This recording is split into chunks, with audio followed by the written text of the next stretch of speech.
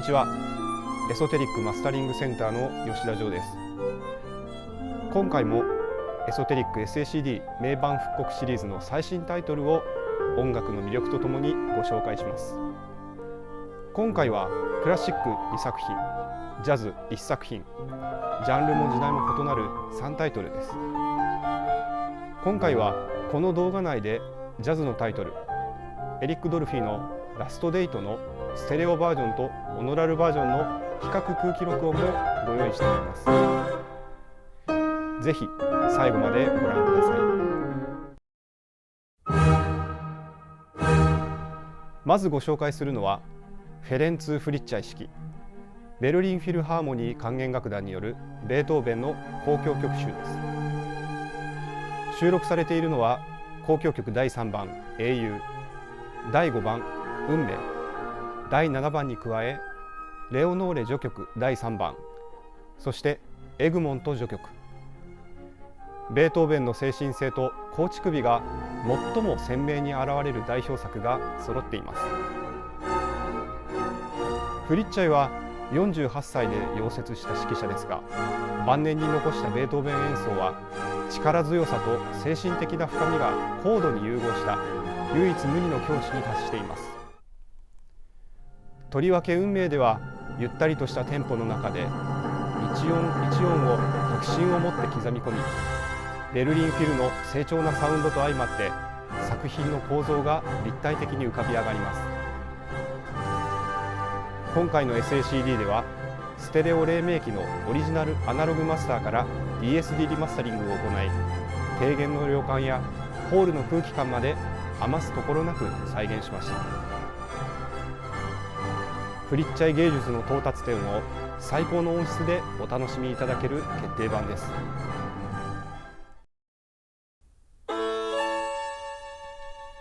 続いてご紹介するのはヘンリク・シェリングとイングリッド・ヘブラーによるベートーベンのバイオリン・ソナタ集です。収録曲は第5番春、第9番クロイツェル、そして第4番。1970年代、両者が円熟期を迎えた時期に録音された演奏、録音ともに規範的な名盤です。シェリングのバイオリンは骨太でありながら気品に満ち、ヘブラーのピアノは精巧な音色と高い構成力でそれを支えています。2人は決して自己主張をぶつけ合うのではなく、互いの音を深く聞き合いながら理想的な室内楽の世界を作り上げています。アナログ録音再円熟期に記録されたフィリップスならではの名録音を今回初めて SACD ハイブリッド化しました。バイオリンとピアノの距離感、空間の自然な広がりをぜひ体感してください。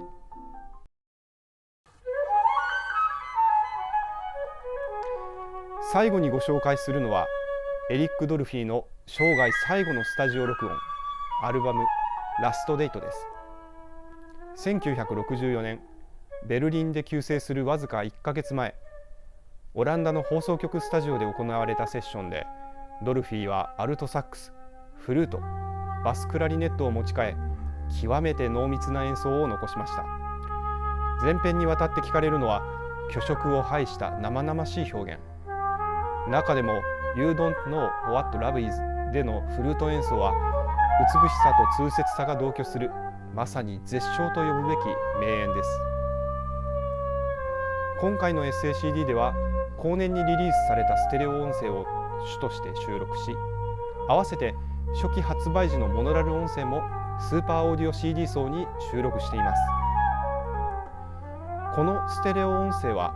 1960年代に一般的であった各楽器を左右に大きく振り分けるいわゆるピンポンステレオとは異なり、モノラル録音を基調としながら各楽器がセンターに自然にまとまり、その周囲に余韻や空間の広がりを感じさせる非常にナチュラルな音像が特徴です。拍手やスタジオの空気感が演奏を包み込むように立ち上がり、当時の放送局スタジオで行われたスタジオライブの臨場感をより鮮明に体験することができます。モノラル音源が持つ緊密さに加え、ステレオならではの空気感と奥行きが加わることで、このセッションのリアリティはこれまで以上に立体的に浮かび上がります。ジャズ史に刻まれたかけがえのない最後の記録をぜひ最高の音質でお楽しみください。